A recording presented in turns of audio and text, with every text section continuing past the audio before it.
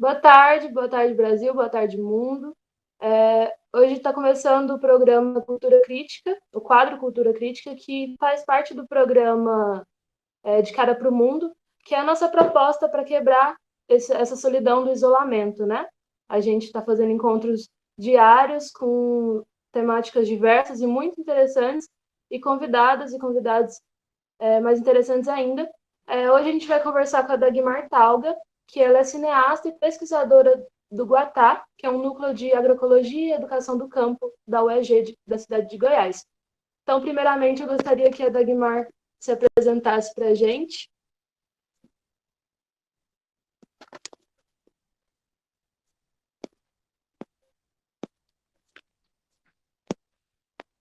Boa tarde a todos que estão aqui com a gente. Obrigada pelo convite. Fico muito satisfeita em poder colaborar com alguma coisa. Então, hoje a gente vai falar sobre cinema e as narrativas silenciadas, narrativas como das guerrilheiras e dos guerrilheiros do Araguaia, das crianças de Rio Verde que foram pulverizadas por um avião de agrotóxicos, e também dos povos serradeiros, que, na verdade, tem muito espaço, ou todo o espaço, nas produções da Dagmar, né? Então, primeiramente, eu vou pedir para colocar um trecho de dois filmes da Dag, que é O Sertão Cerrado e um trecho do Araguaia, que é sobre a guerrilha do Araguaia. Então, a Heloísa vai arrumar para colocar para a gente.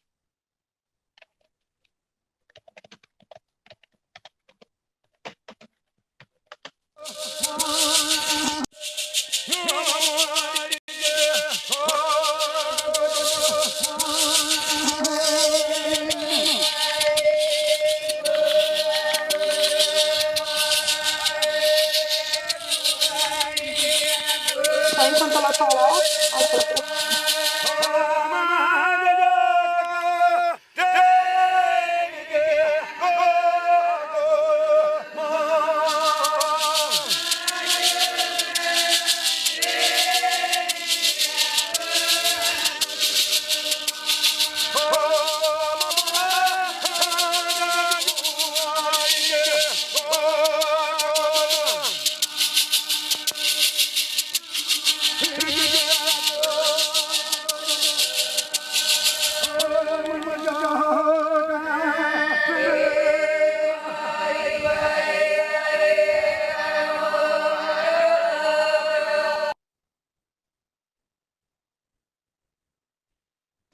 esse foi a introdução do Sertão Cerrado, né? E agora ela vai colocar o comecinho do Araguaia também.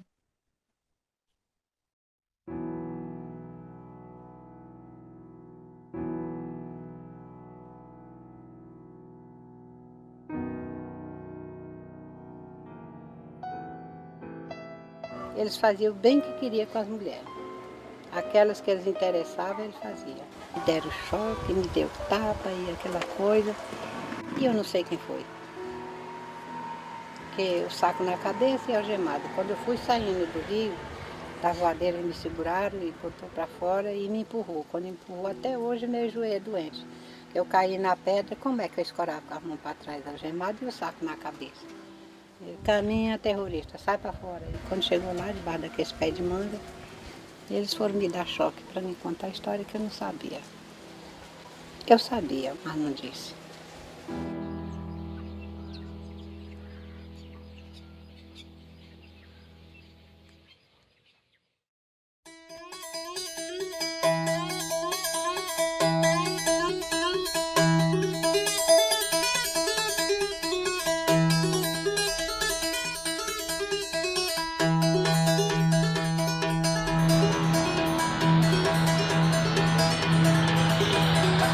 Então, esses foram dois trechos dos filmes da Dagmar, e eles estão todos disponíveis no YouTube, qualquer um pode acessar.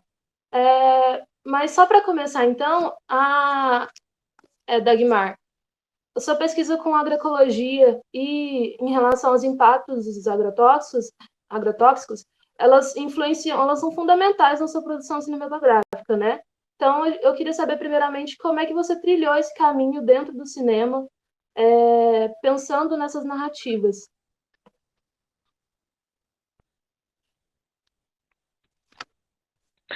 É, na verdade, o cinema ele veio como ele apareceu, né, no final do curso de jornalismo.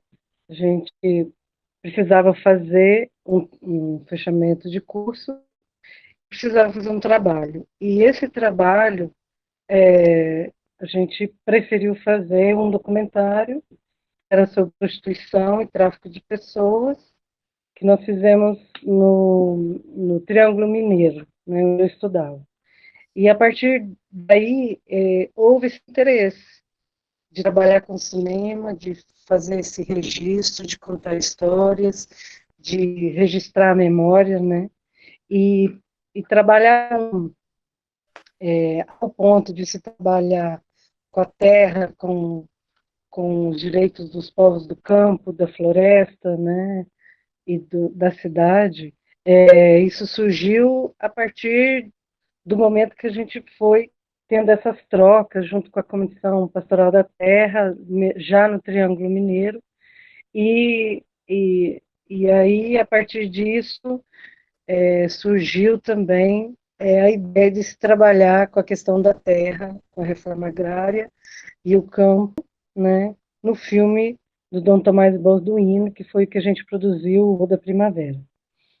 A partir daí, nós aqui na região em Goiás, já estava morando aqui na cidade de Goiás, e isso facilitou um pouco, porque o que a gente já estava trabalhando, que era o filme Dom Tomás, que foi um longa que a gente lançou em 2018, ele trouxe essa vertente, a partir também da pesquisa dentro do núcleo, né, de agroecologia e educação do campo dentro da Universidade Estadual de Goiás, que era um coletivo, é um coletivo que nós trabalhamos a partir dessas frentes, né, do campo e da cidade, e de ligar diretamente aos direitos humanos. Então, até se trabalhar com os agrotóxicos, né, que foi o primeiro contato com os agrotóxicos foi a partir do cinema, nessa linguagem cinematográfica, foi a escola pulverizada em Rio Verde, né, em cima das crianças, né, em 2013. Então, a partir daí, a gente começa na vertente cinematográfica, com vídeos curtos, né, e sempre aparecendo mais nesse desafio, né, de contar essas frentes, e dentro dessa vertente, né, dos agrotóxicos. E a partir daí, lá nessa situação e nesse crime que aconteceu em Rio Verde, nós fizemos 3 documentários, né? 5 anos depois, foi o primeiro, Brincando na Chuva de Veneno, né, Pontal do Buriti, depois 5 anos depois, e o final do ano passado, que teve mais uma continuidade do que vem acontecendo com as pessoas, as crianças, enfim, as pessoas que foram atingidas por esse veneno.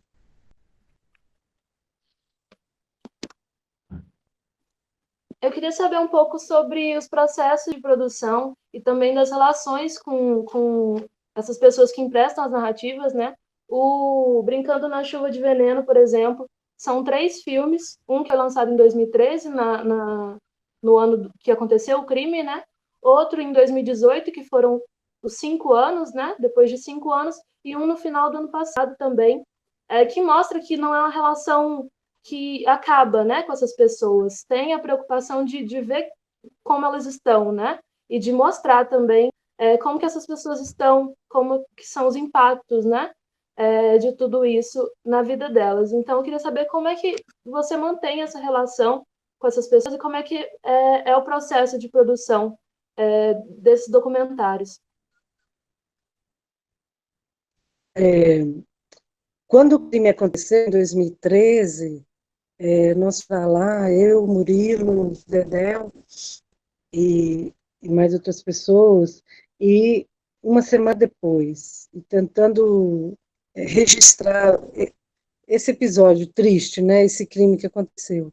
E, e essa produção, ela foi uma produção muito independente, né, a gente tinha pouca coisa que poderia contar com uma produção sem ser do bolso, mas que a gente tinha uma ajuda da Universidade Estadual, né, com um veículo e tal, mas era só isso. E aí, para ficar mais perto das pessoas, a gente ficava na casa delas, né, participava com elas, participava diariamente do que estava acontecendo, nos hospitais, né, acompanhava no médico, né, esses atendimentos, né, enfim, porque depois de uma semana a maioria já tinha voltado para suas casas, mas muitos estavam reincidindo, né, de ter que ir para o hospital de novo, muitos foram internados de novo, teve meninas que foram internadas 18 vezes seguidas.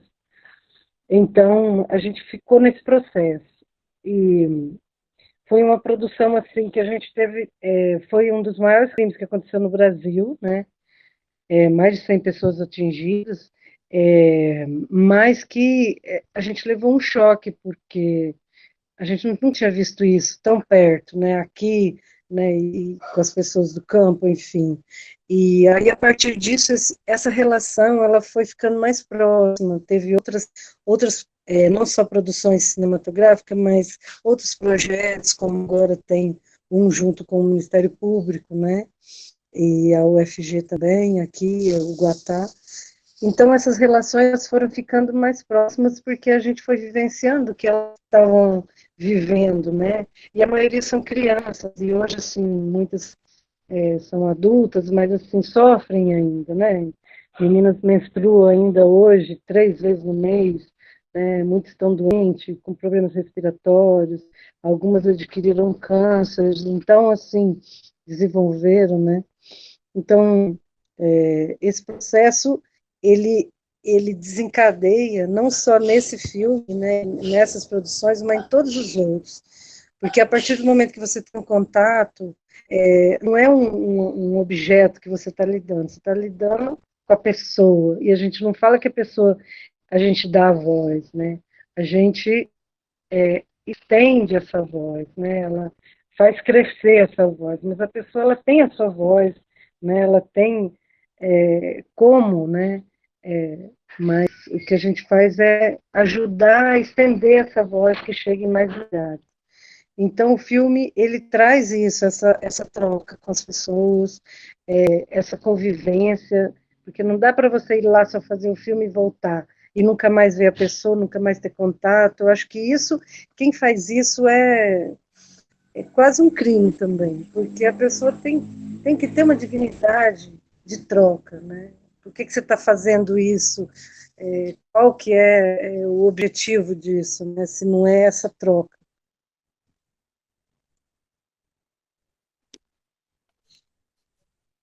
Sobre essa questão que você falou, realmente não se dá voz, né? Pelo contrário, você dá o espaço para que aquela voz seja ouvida, né? Seja escutada. E isso foi muito marcante no Araguaia, que você trouxe os guerrilheiros e as guerrilheiras, essas narrativas, né? Que a gente não escuta muitas vezes porque não são mostradas, e também os camponeses, né? Que estavam naquele ambiente, né? Próximo ao Araguaia, né? E que não foram ouvidos muitas vezes até pelo... Eu li que até o próprio PCdoB não escutou essas narrativas, né? Essas histórias que também viveram, né? Da guerrilha. E eu li eu li um documento que recentemente não, mas que um grupo indígena foi anistiado, 14 indígenas foram anistiados que nem sabiam, nem se tinha conhecimento, né, que tinha afetado também algum povo indígena. E eles foram anistiados agora e que eles foram usados, né, pelos militares para fazer reconhecimento da terra, por exemplo. Então, eu queria saber um pouquinho do papel do cinema para que essas narrativas sejam mostradas, né?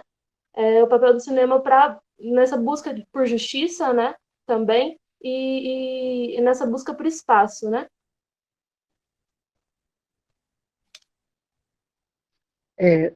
O cinema em si, penso que se não for por justiça, se não for por trazer e divulgar essas vozes que vivem nas injustiças de qualquer forma, principalmente essa linha narrativa que a gente trabalha, né, da questão da terra e dentro dos direitos humanos, eu acho que ela o cinema é fundamental para isso. Eu acho que ele não pode ser entretenimento, ele tem que ser informação, ele tem que ser reflexão, ele, ele tem que trazer a dignidade dessa narrativa, né? Por que ela está lá, né? Para quê, para quem, né? A gente tem que trabalhar nessa versão, na aversão ao dinheiro, né? A essa linha capitalista de entretenimento que a gente vive, né? E que mostra bem todos os dias, né, na nossa programação, vamos supor aqui, exemplo do canal da Globo, Para né? que É só mencionar quais os filmes que tratam dessa narrativa e quais filmes brasileiros tratam dessa narrativa. Né? Você vê mais de 90% da programação toda internacional e dessa quase toda americana. Então, o cinema tem essa função fundamental de trazer justiça pela palavra, pela imagem, o cinema ele tem essa capacidade de juntar todas essas artes, né? A arte da pintura, a arte narrativa, a arte do cinema, da fotografia, enfim. E para essa importância que o cinema traz. E sobre a guerrilha do Araguaia, a gente vive isso hoje, né? A gente vive essa ditadura e, e essa ditadura social violenta, né? Ainda mais agora nesse desgoverno, nesse presidente que trata e comemora a ditadura como foi ontem, né? Comemorando ele e o vice Mourão. Então, assim, isso é um crime contra a humanidade, né? E a gente vive hoje, né? E tantos seguidores que apoiam isso, né? E que a gente pode dizer que cooperam com isso, né? A partir da não informação, da não educação, mas que cooperam, né? Com isso. Então, a guerrilha do Araguaia foi um exemplo claro de que as pessoas foram mortas, estão desaparecidas até hoje. A questão dos indígenas, eles tiveram uma anistia coletiva, né, os povos Suruí, porque além de demarcar terra, né, de perder seu território, eles foram obrigados a também matar os guerrilheiros, né? Eles, eles levavam as cabeças dos guerrilheiros para os assassinos, né? Muitos coordenados pelo Major Curió, né? E que hoje essa população ela sofre ainda não só os indígenas, mas os camponeses, né? Que participaram de frente na guerrilha do Araguaia. A guerrilha ela se tornou um movimento forte por conta dos camponeses, porque todos os estudantes que foram para a região muitos jovens, né? A primeira a morrer na guerrilha do Araguaia tinha 18 anos, né? Então, assim, que era uma estudante de biologia mineira. Então,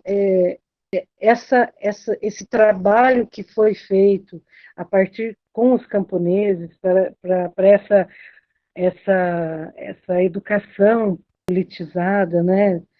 Fora da floresta, né? Que muitos eram catadores de castanha, né? Enfim, que viviam naquela realidade da floresta, né? A partir da floresta, com a floresta, né? E que não deu tempo, né? Os soldados chegaram, o exército da ditadura chegou no momento que estava acontecendo aquela formação política ainda, né? Junto aos camponeses e camponesas.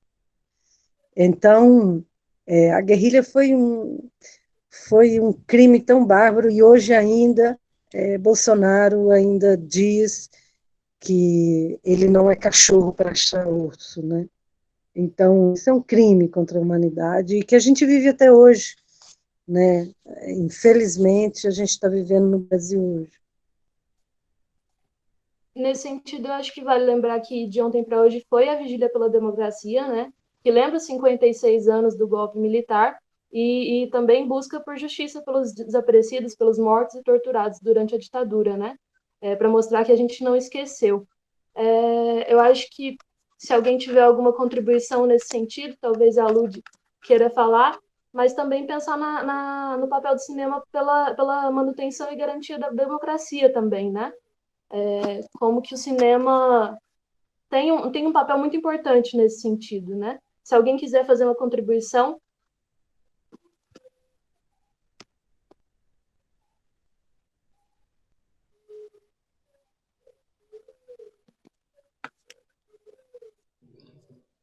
É só comentar mesmo, já que o povo está pensando, que demora um pouquinho para pensar nas perguntas,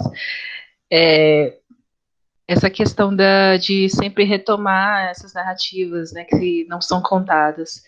É interessante porque a Dagmar tem um histórico bem legal nisso, né, de sempre procurar essas histórias que estão fora dos livros, né, que o livro didático, esses livros que a gente tem acesso, muitas vezes não contam essas histórias, né, eles querem contar a história oficial, e a história oficial não é a história das pessoas que foram mortas, né, infelizmente, nem daquelas que sobreviveram a todo o massacre.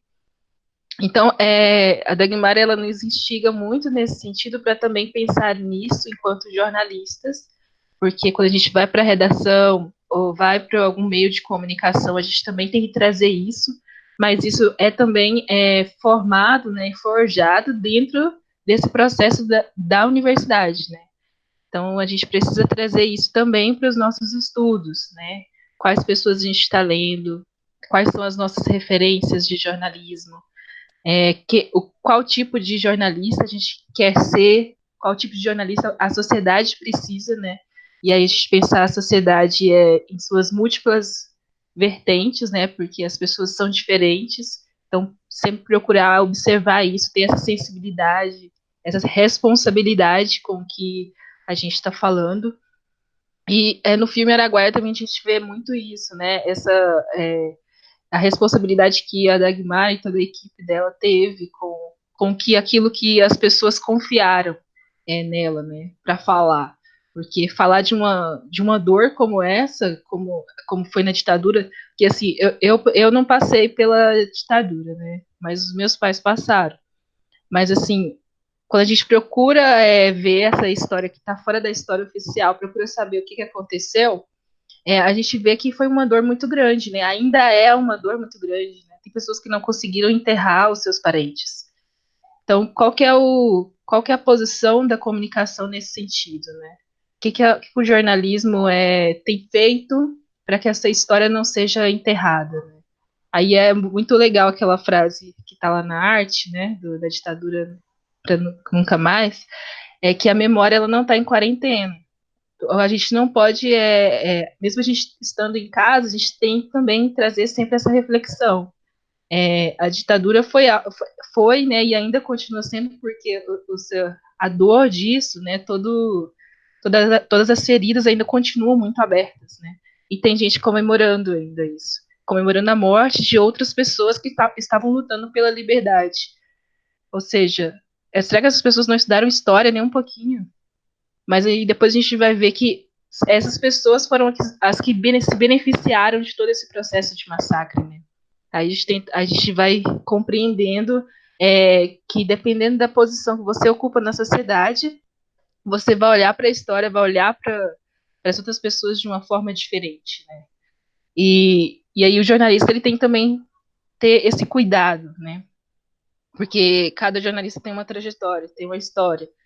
E aí a gente tem que perceber onde estamos nos posicionando quando falamos alguma coisa, né? Onde estamos nos posicionando quando retomamos uma determinada história, uma determinada memória. E também, como jornalistas, é preciso sempre resgatar essa memória, né, para ela não ser lançada para debaixo do tapete, porque ela sempre tenta ser lançada por debaixo do tapete, né, porque a história oficial do Brasil não pode se sujar, mas ela já é porca, imunda, mas ela não pode se mostrar enquanto tal, porque senão acaba a nação, né. É isso. Era só um comentário. Dagmar, se quiser comentar sobre. Ou mais alguém também? Eu penso que a história brasileira ela não é contada na história, ela não é contada nos livros didáticos das crianças, nem dos adultos, nem muito pouco nas universidades, porque a ciência também ela é do capital, né, hoje em dia. Então,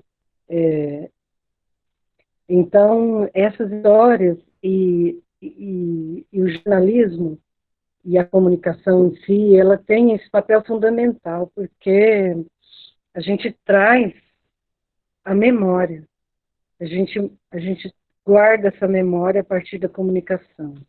E quando você guarda essa memória, de alguma forma, em vários tipos de veículos, ou mesmo na história oral, é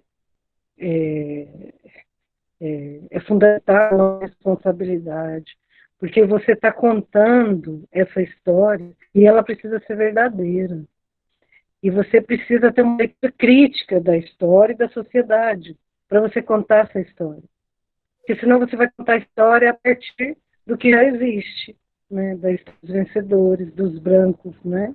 Heterossexuais, enfim, desse patriarcado e desse capital violento que trabalha com a morte, né?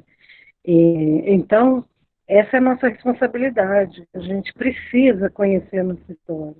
Então, o jornalista que trabalha de bajulação, que não conhece nada, que vai a campo vivenciar, ou que nunca vivencia, fica atrás de uma mesa, esse não é um comunicador. Para mim, não é um comunicador, é um bajulador do capital. E assim tem vários, tem muitos, né, dessa maneira, e muitos também dessa maneira. E eu acho que a nossa responsabilidade é muito grande, né? Não é brincadeira o que a gente faz. Da mesma forma em todas as profissões, né?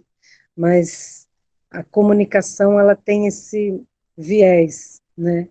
E que hoje em dia, em sua maioria, engana, né? Ajuda nessa estruturação do capital, né? Se você for lembrar, por exemplo, os fabricantes de agrotóxicos, né, como a Bayer, na Segunda Guerra Mundial, né, ela não só não fabricava armas, ela não só fazia propaganda, ela não só usava os trabalhadores dos campos de concentrações, os prisioneiros, ela articulava a guerra, ela articulava a Segunda Guerra, tanto que foi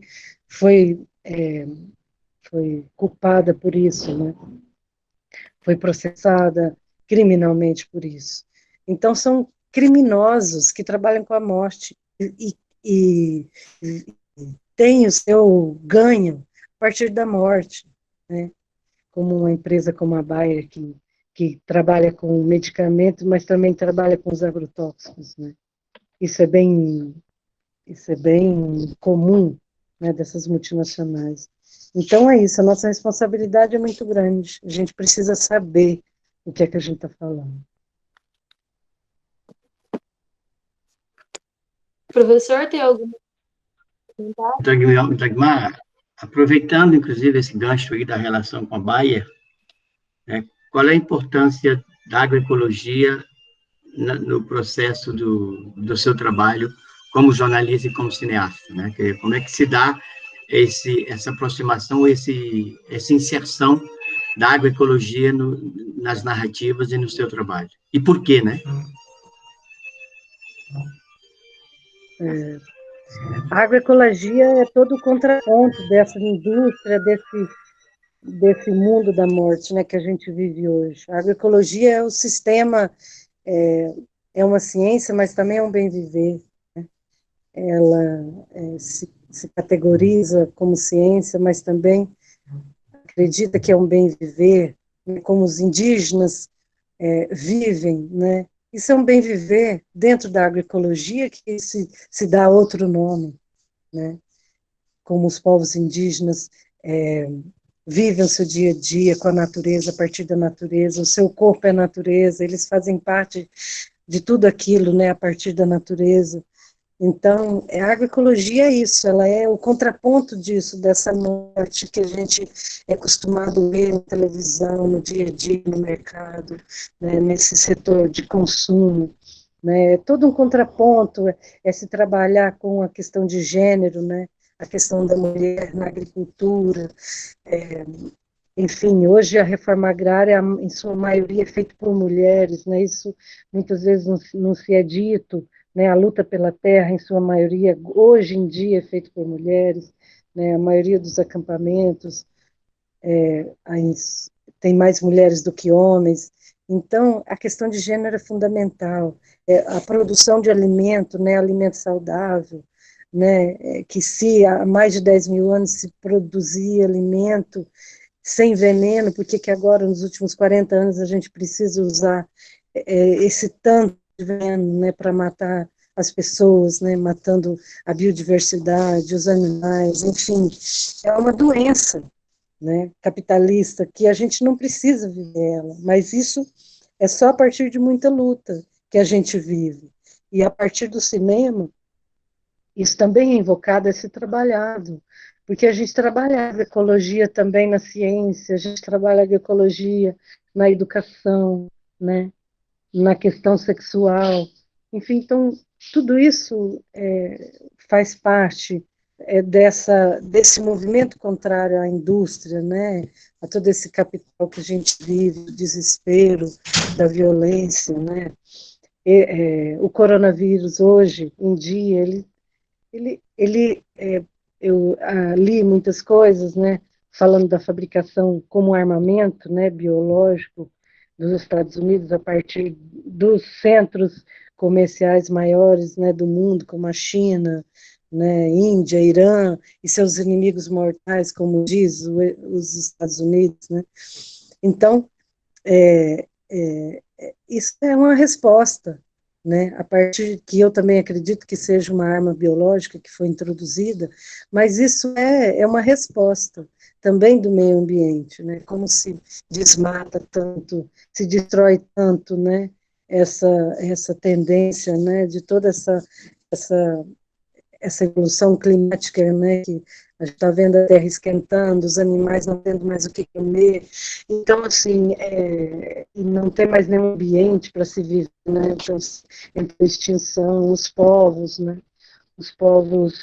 nas suas comunidades, né, então, quem protege esse planeta que a gente vive, quem ainda protege e dá um poder para a gente conseguir viver hoje, né, é esse termo agroecológico de viver, esse termo de vivência, e isso tem que aparecer no sistema, né, onde a gente trabalha. Acho que é fundamental a gente trabalhar a partir nessa perspectiva da agroecologia, né, de pensamento agroecológico.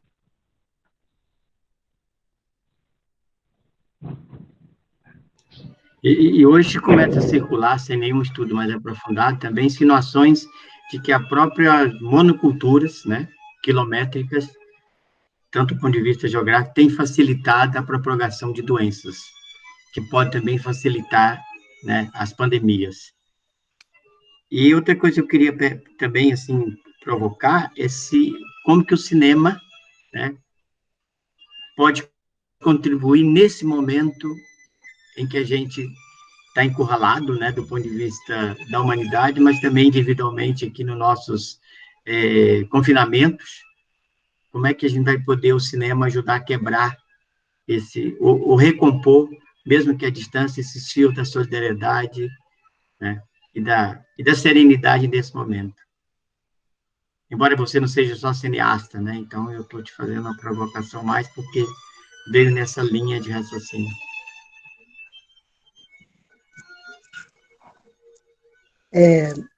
Eu penso que a gente não realiza nada sozinho, né? Sempre é um coletivo.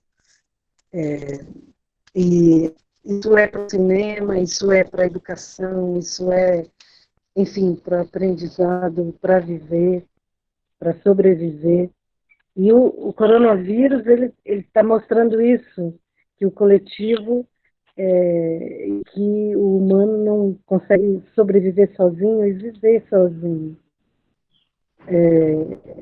Então, a gente tem que compartilhar, trocar, mesmo no isolamento, né? E são tantas histórias que a gente pode contar agora, mesmo no isolamento, como, por exemplo, quem não pode ficar no isolamento, quem não tem essa oportunidade de poder estar como a gente em casa, né? De ter o que comer, de ter o que vestir, de ter a luz elétrica, de ter internet para estar aqui, a gente trocando essas informações, né? Então, as pessoas que vivem todo o tempo na frente da batalha, né?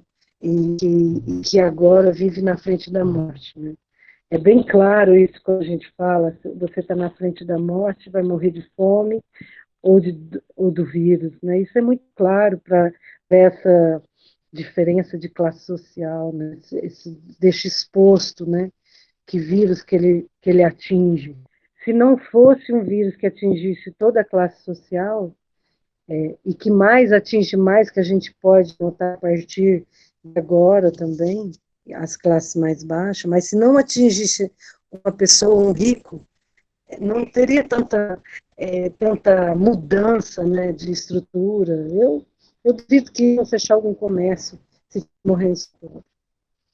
Então, a gente ainda não aprendeu a viver no coletivo. Isso é muito difícil, porque o capital te deixa isolado, né?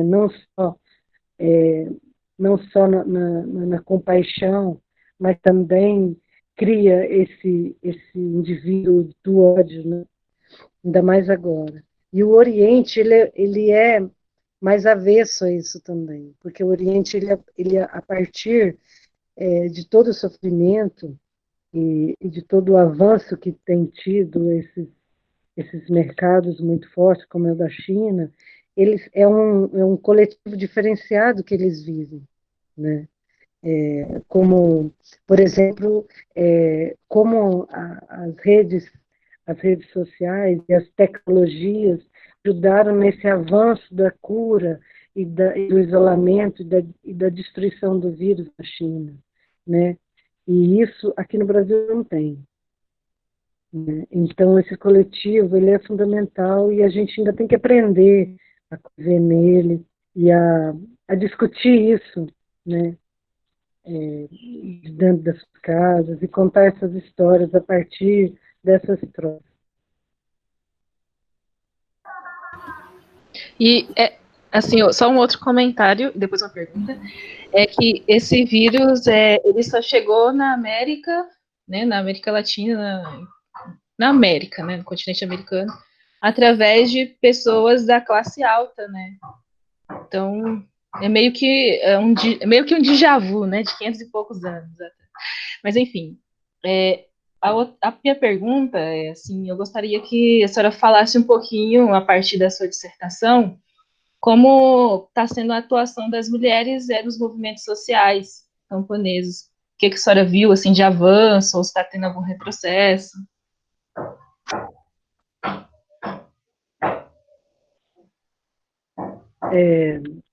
A partir da vivência que a gente teve nos acampamentos, especificamente do Dom Tomás Balduino, que a gente viu claro que, em sua maioria, eram mulheres e, em sua maioria, negras, né? A gente vê essa classe social, quem precisa de terra hoje? Quem necessita de voltar para a terra? Porque é quase 100%, como o acampamento em Santa Helena, né, que na fase maior tinha mais de 4.000 pessoas, 100% dessas 4.000 pessoas eram da cidade. E do acampamento Dom Tomás, em torno de 98% eram da cidade. Então, como diz Valdir Minerovitz, né, é um novo camponês. Que novo camponês é esse? Né? Que não é do campo, mas o seu pai foi, a sua avó foi, e hoje ele retorna para o campo. Então, o que eu vivenciei lá é que o trabalho das mulheres na luta pela terra é fundamental. A luta pela terra hoje, eu acredito, a partir dos estudos também, que é feito por mulheres. não só a luta pela terra, mas todas as lutas de frente, em sua maioria, quem está nela são as mulheres, né? São a maioria nas universidades, né?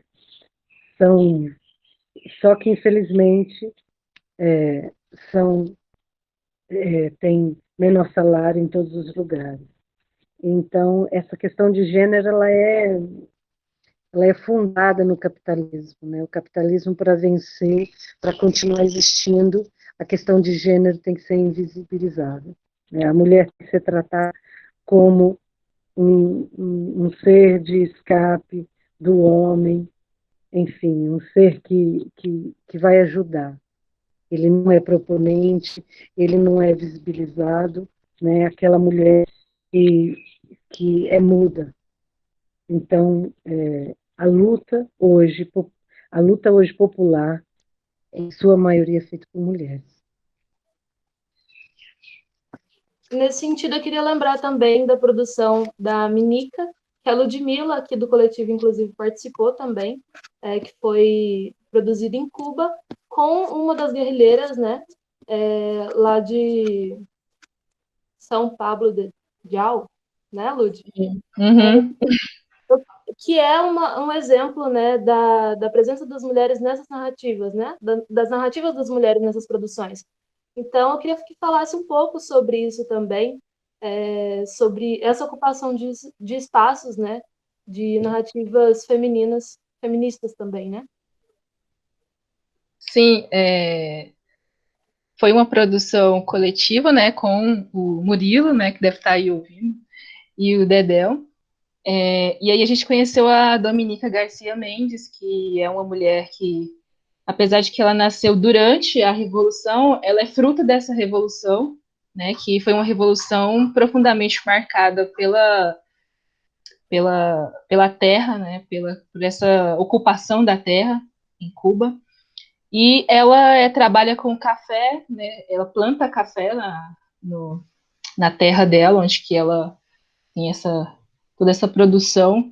E é interessante a gente perceber que é uma reforma agrária, né, que Cuba fez, que foi muito importante, porque alimenta a cidade e alimenta a comunidade também, né? Porque é o alimento dividido, então tem outra lógica lá também dessa divisão de alimentos. E ela trabalha há muitos anos com café e trabalhou na frente, na frente de, como é que fala? Organização militar, né? Que tipo de protegia, né, a comunidade de São Paulo. E ela tem essa trajetória bem interessante. Quem quiser ver, tem um documentário. Acho que ver o que ela fala é muito mais interessante do que eu falar aqui. Mas a reforma agrária ela teve profunda mudança e interferência no que Cuba se tornou, né, como referência, né, para a gente hoje em dia. Então, eu acho que é porque também, se a gente for pensar, né, que talvez uma das mudanças que a gente tanto anseia é a reforma agrária, né? E isso é importante, porque se isso acontece no Brasil, aí os latifúndios, né, vão se lascar. E aí eles se lascando, aí a gente vai talvez sonhar, né, com um socialismo, não sei. Mas isso é coisa para o futuro. Mas é bem interessante a gente pensar nisso, que a luta pela terra, a gente vê que é uma luta extremamente grande por pessoas diferentes, né, com suas diferentes necessidades. E se ela acontecer, o governo sabe o que vai acontecer, né? Eu acho que por isso que barra tanto, né? Porque não é só o produtor ir lá e plantar o seu alimento, é uma reforma política, né, que tem que acontecer para gerar toda essa transformação. E que foi o que aconteceu com Cuba, né? Eu recomendo para vocês verem o documentário Menina, está disponível no coletivo Magnífica Mundi, na página do YouTube. Se a Dagmar quiser fazer uma contribuição também, pensar tanto no cinema cubano quanto nas aproximações de Cuba com o Brasil, né? Nas lutas e tudo mais. Eu acho que Cuba é um exemplo para todos nós, né? De um coletivo e de luta e que luta organizada, a partir de uma esperança, de luta, de mudança, né, de mudança e melhora para o povo, né, e não para quem mandava, não para os políticos, não para os fazendeiros, para os donos de cassino. E o cinema cubano é também um exemplo para a gente, porque Cuba vive a partir de 60 anos de um bloqueio econômico, e assim, um dos maiores que existe no mundo, e que sobrevive, que tem a melhor cultura do mundo, e que tem o melhor cinema do mundo, e que tem a melhor saúde, a melhor educação do mundo. Acho que é um exemplo, né? Hoje você vê mais de 50 países atrás de Cuba na lista de espera pelo remédio cubano contra o coronavírus, né?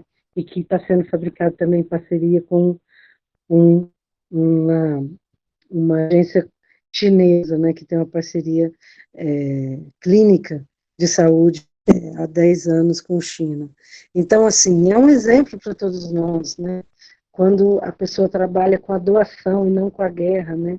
Como é o exemplo dos Estados Unidos, né? Cuba manda médicos, Estados Unidos manda doença, manda bomba, e Cuba manda médicos, manda cinema, manda cultura, né? E o cinema tem muito a ensinar para a gente, né? A gente que é leigo, que é ignorante, né? Nessa parte de luta, né? De revolução. A gente fala em revolução, mas a gente não conhece quem lutou na Guerrilha do Araguaia, a gente não conhece as lutas brasileiras, a gente não sabe o que foi a ditadura, e ainda hoje pede a ditadura, né?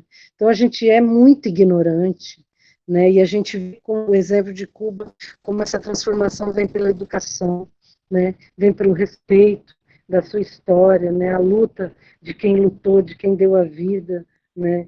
Pela essa sua história, e eles contam isso no dia a dia no cinema, nos vídeos, nos documentários, e isso é um exemplo, assim, eu acho que quem vai para Cuba, ou quem não conhece a história cubana, né, devia conhecer, é uma escola para quem está nessa ignorância virtual hoje em dia. E é interessante a gente perceber o quanto as mulheres ocupam cargos de privilégio, né, lá em Cuba, né? Elas estão em todos os espaços, né? Na política elas são maioria, na medicina. Inclusive, eu estou vendo aqui que é uma informação que está na prensa latina, que está falando que as mulheres lá em Cuba estão liderando o laboratório onde está tratando de toda essa busca pela vacina do corona, né? Então elas estão à frente disso também. E uma outra notícia que a gente tem, que a Iriana até postou no Facebook dela, é que devido a esse bloqueio dos Estados Unidos, os Estados Unidos, né, está impedindo que a chegada de ajuda humanitária da China chegue até Cuba. Ou seja, até nisso eles estão barrando, né? E mais cedo eu vi também que os Estados Unidos estavam confiscando, né, porque é um nome meio estranho para isso, 60 respiradores que iam para o Paraguai, com a desculpa de que eles estavam com maior emergência, né, porque tem um surto de muitas pessoas nos Estados Unidos. Então a gente vê a interferência desse imperador aí, né, inclusive nas decisões de quem vai viver ou não, né. Nossa. O professor lembrou bem que hoje a França pediu ajuda para os médicos cubanos, né? Depois da Itália e da Andorra também. Então, isso reflete até hoje, tanto na educação quanto na saúde, né? A medicina cubana também é um exemplo para o mundo todo, né? Não sei se alguém quiser fazer mais alguma intervenção sobre isso, Renato? Sim, Dagmar, tudo bem? Prazer revê-la. Eu estive em Goiás durante o seminário contra os agrotóxicos, né, o ano passado, se não me engano, e a conheci lá. Eu estava acompanhando o MST, inclusive nossa parceria que nós temos lá com o Centro de Formação Santa Dica, e observando a distribuição de alimentos aqui na região noroeste de Goiânia. Então, o Congresso do Povo, o Levante Popular da Juventude, junto com o Santa Dica dos Sertões, né, distribuindo alimentos da agricultura familiar, do movimento agroecológico ligado ao movimento Sem Terra. E eu fico me perguntando já há vários dias a respeito desse conceito de serviços essenciais, né? E ontem a gente teve a Zequinha aqui, presidenta da FENAGE, e ela estava colocando, né, justamente o jornalismo como um serviço essencial, e observando os companheiros distribuindo alimentos, eu me perguntei, né, o risco que eles estão correndo.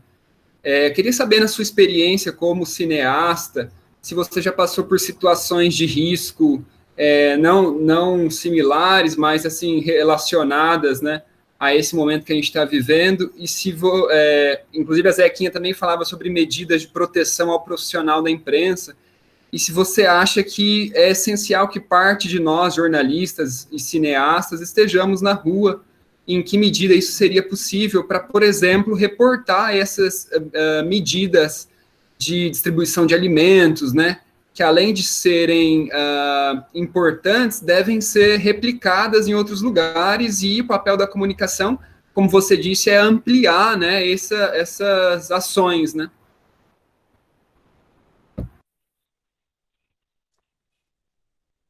Oi, Renato, tá bom? Eu acredito que o papel da imprensa ela é fundamental. E seria fundamental se fosse uma imprensa crítica social, né? Mas, em sua maioria, a gente acredita, e todo mundo sabe, que o que ela representa é um mercado, né? Um mercado muito, muito perigoso, né? Que é o mercado do capital, né? Só representa as empresas, né? E hoje, com muita força, as empresas religiosas, né? Que trabalham a fé como mercadoria. E o papel dessa imprensa, se fosse social, né, seria espetacular, porque ela não só ajudaria trazendo a informação, mas na educação dessa informação, né, e que hoje não se educa informando. A gente só, o que se vê que agora, por exemplo, quando você vê nessa grande imprensa, que em sua maioria talvez, mas você vê muito agora a Rede Globo como exemplo, falando frente ao presidente Bolsonaro, porque ela perdeu seus privilégios, é só por isso, né? Perde em alguns lugares seus privilégios, né? Então, e quando os seus entes também são atingidos, é aquela história que está atingindo não só o povo. Mas isso seria o papel fundamental, né? Mas eu penso que quem corre risco é aquele comunicador crítico, né? E que hoje, acho que o Brasil é o que mais mata, né? O que mais mata o comunicador ambiental, ativista, é o que mais assassina, né? Esses comunicadores. Aquele comunicador do mercado, acho que ele não corre muito perigo, porque ele está lá, ele, em sua minoria, ele convive com a sociedade, com o povo, ele não tem acesso, ele não quer ter acesso ao povo, ele fica lá no ar-condicionado, né? Nas grandes redações. E esse não é o informador, né? Esse é o manipulador, a gente pode chamar ele de comunicador manipulador, né? E que muitas vezes isso é ensinado nas universidades. A gente passa por isso na universidade. A gente vê esse ensino desse comunicador, né? O comunicador das trevas, que a gente pode falar. Mas a comunicação tem esse papel, não só de comunicar, mas de transformar, de transformar isso em educação, em educar, né? Ajudar nessa educação. Acho que isso é fundamental. E esse ativista corre risco, com certeza.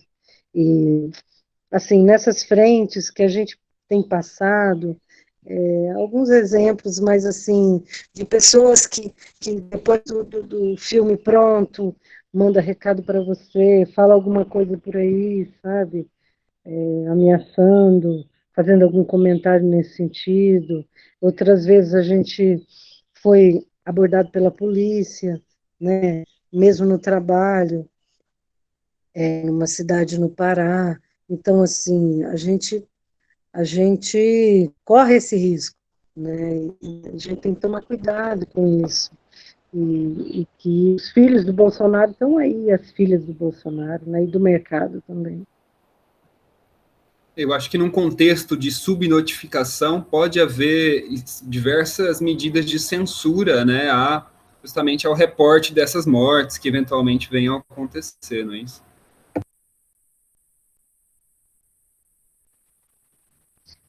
A subnotificação ela é enorme, né? Porque o Brasil não está preparado para isso, nunca teve, né? Essa sucateação que houve, a saúde já era sucateada e aí houve esse processo de 20 anos de paralisação de investimento, né? A sucateação dos cientistas, das universidades, né? Desse cara maconheiro que só fica lá fumando maconha e fazendo nada, né? Então, isso como é visto a pesquisa hoje no Brasil, né? A pesquisa de qualidade, a pesquisa que que tem alguma função social. Então, essa subnotificação ela é muito grande, né? Porque isso mostra as caras, né? Essa realidade que a gente vive, né? Por que se tem dinheiro para dar para banco e tem R$ 600 para dar para uma família durante 3 meses? Tem sim, né? O que não dá, né? Isso é a representatividade de para quem se trabalha, para que se trabalha, né? Enfim, então eu penso que a única chance que a gente tem de sobrevivência é ainda não saindo de casa. Porque se você fica doente, você não tem uma UTI para te receber, né? E isso está acontecendo com a pessoa que tem dinheiro. Imagine quem não tem. Imagine quando o coronavírus chegar nas comunidades, como está chegando, né? Que lá não tem saneamento, lá não tem infraestrutura, não tem nada. Então, assim, e não vai ter nada, não vai ter como se salvar. Então, infelizmente, esse vírus ele mostrou a realidade da sociedade que a gente vive hoje. Só para a gente ir encerrando também, mais uma questão, eu queria saber como é que o cinema está enfrentando essa desvalorização e essa falta de incentivos, né, da arte, da cultura no Brasil, porque no ano passado o Bolsonaro vetou um projeto de lei que já tinha sido aprovado pelo Congresso, que dava incentivo ao cinema brasileiro, e também ele tem feito várias declarações, né, várias críticas ao cinema nacional. Ele falou, por exemplo, que não podia permitir ativismo com dinheiro público e que iria filtrar as produções, né? Então, como é que o cinema, os cineastas, as cineastas estão enfrentando esse período?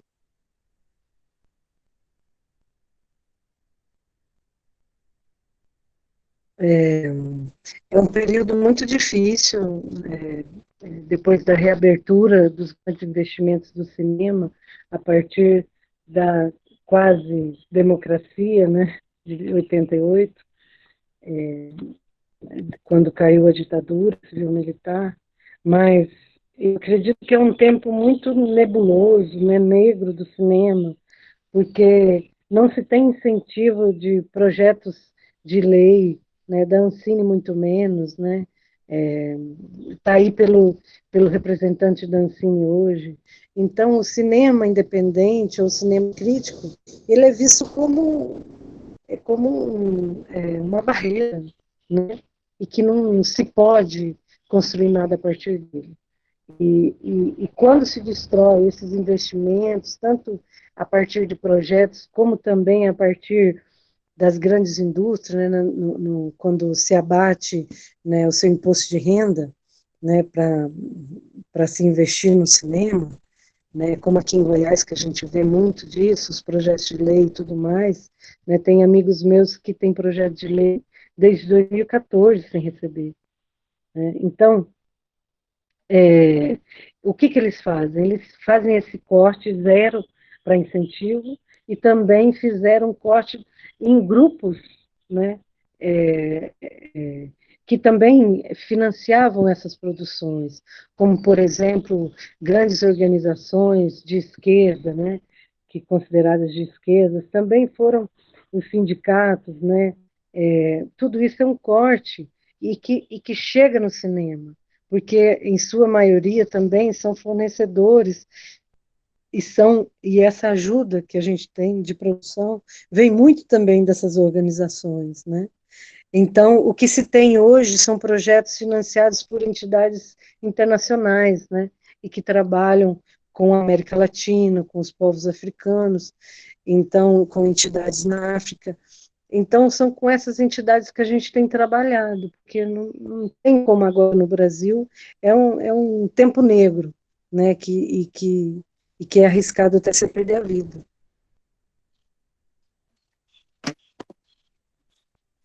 Acho que a gente já pode ir encerrando, então. Muito obrigada, Dagmar, pela participação. Acho que foi muito interessante a conversa mesmo. A gente pôde pensar muitas coisas, né? Passado e presente, né? Então, muito obrigada pela participação mesmo. Obrigada pela participação de todas e todos. E eu acho que a gente fica por aqui.